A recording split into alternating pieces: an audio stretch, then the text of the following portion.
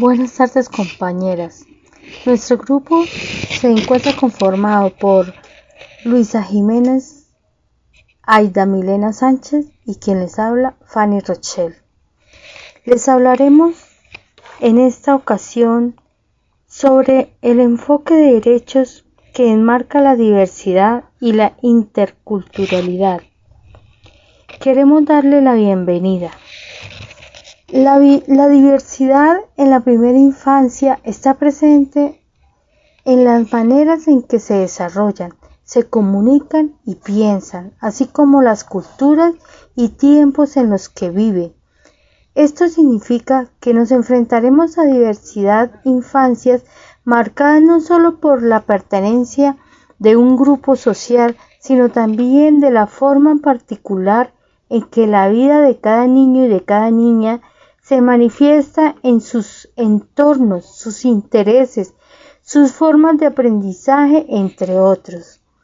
Los pueblos indígenas, afrocolombianos, campesinos, las personas con discapacidad, las mujeres y los niños han sido golpeados con más dureza por la discriminación, la pobreza y la violencia, entre otras razones, por la inequidad en la distribución y las riquezas del país y en el que el acceso a los servicios básicos propios de los desequilibrios del poder de nuestro sistema social, político y económico. Estas condiciones atentan contra el desarrollo humano y la dignidad de las personas, razón por la cual desde las instituciones y el Estado debe proponerse por la eliminación de estas inequidades y el empoderamiento de las comunidades y personas que más han sufrido sus efectos. A continuación, oiremos el audio sobre la educación, que es un derecho fundamental para todos y todas. Gracias. Queridos estudiantes, bienvenidos al tour de la UNESCO sobre el derecho a la educación. Podrían pensar, espera un segundo, ¿derecho a la educación? ¿Qué significa eso? Todos los que estamos en esta sala percibimos la educación como un hecho más en la vida, una cosa simple de todos los días. Sin embargo, la educación no siempre es accesible y esto no es solo un asunto del pasado. En muchas partes del mundo, millones de personas, especialmente niñas y mujeres, nunca han puesto un pie en una aula. Piensen en aquellas mujeres en sus vidas. Imaginen a sus madres, hermanas, maestras y compañeras sin la posibilidad de acceder a la educación solamente porque son mujeres. La Declaración Universal de los Derechos Humanos y la UNESCO definen la educación como un derecho fundamental para todos, hombre, mujer y niño. Así que cuando decimos que todos tienen derecho a la educación, no solo estamos afirmando un hecho obvio. Este enunciado es el reflejo del orgullo por los esfuerzos realizados a lo largo de los años para garantizar que la educación se convierta en un derecho humano básico, para permitir que todos y todas en el mundo puedan aprender. Hay dos razones principales por las cuales el derecho a la educación es importante. Número 1. La educación es lo único que hace trascender el estatus social y económico. No importa si nacieron pobres o ricos. Obtener una educación puede ayudarles a alcanzar su máximo potencial. Número 2. Al reconocer que es un derecho, la educación se convierte en algo que podemos defender y asegurar. Esto significa que organizaciones como la UNESCO pueden establecer estándares internacionales para la educación y responsabilizar a los países para que aseguren que el derecho a la educación esté garantizado por la ley. El mundo es un enorme lugar con 7.6 mil millones de personas. ¿Cómo defiende la UNESCO el derecho a la educación de 7.6 mil millones de personas? A una escala global, en primer lugar, organizamos conferencias en las cuales los líderes pueden reunirse para desarrollar convenciones tales como la Convención contra la Discriminación en la Educación, normas y estándares para garantizar la igualdad de oportunidades en educación, defender los derechos de los docentes, etc. Estas conferencias son importantes para que todos los países estén de acuerdo y afirmen: esto es lo que debería ser la educación para los seres humanos, independientemente de dónde provengan. Supervisamos cómo los estados están implementando el derecho a la educación para todos y qué leyes y políticas se adoptan para garantizar dicho derecho. Periódicamente, la UNESCO consulta a sus estados miembros solicitándoles que compartan información sobre cómo están garantizando el derecho a la educación y formula recomendaciones. La UNESCO también mantiene un observatorio en línea para difundir información al respecto.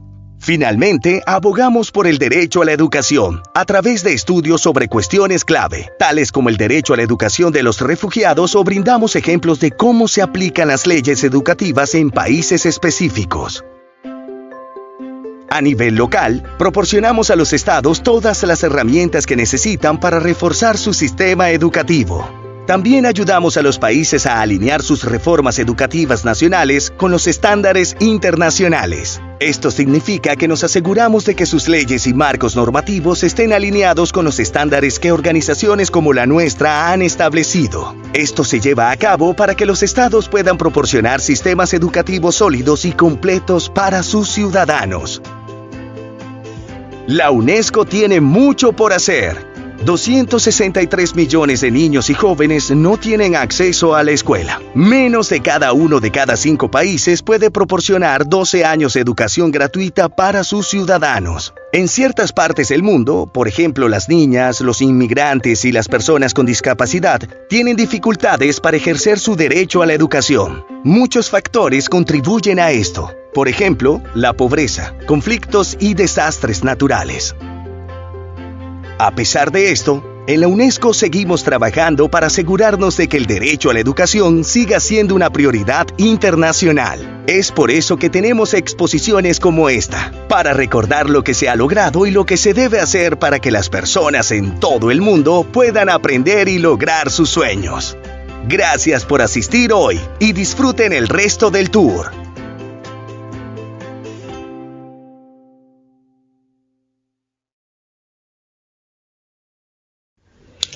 Después de escuchar este interesante audio, hablaremos sobre entender la atención integral a la primera infancia desde una perspectiva de reconocimiento, respeto y celebración de la diversidad que considera la protección integral de los derechos de los niños y niñas, que son derechos individuales, y de los de sus familias y comunidades, donde son derechos colectivos.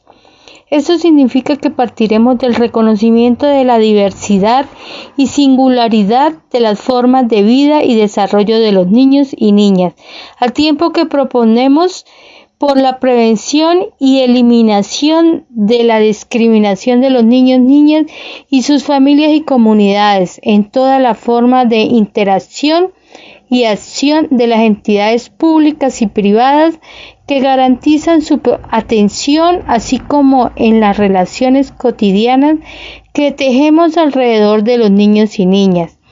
La importancia de ver la diversidad como potencia y posibilidad de disfrute desde la vida, de poner a los niños y niñas en el centro. Hemos propuesto entender su complejidad y diversidad, lo que por supuesto incluye la condición de vulnerabilidad, pero no se agota en ellas, sino que las ve de manera paralela a sus fortalezas, aquello que les gusta, les interesa, sus potencialidades. Y en el marco jurídico y político de la diversidad en la primera infancia, a lo largo de la historia, los niños y las niñas han sido comprometidos y tratados de diferentes formas. Por lo general, desde la mirada de los adultos, han sido sujetos de políticas de cuidado, protección y educación, pasando de la invisibilidad a la vulnerabilidad, a un mayor reconocimiento de los niños y niñas como sujetos de derechos.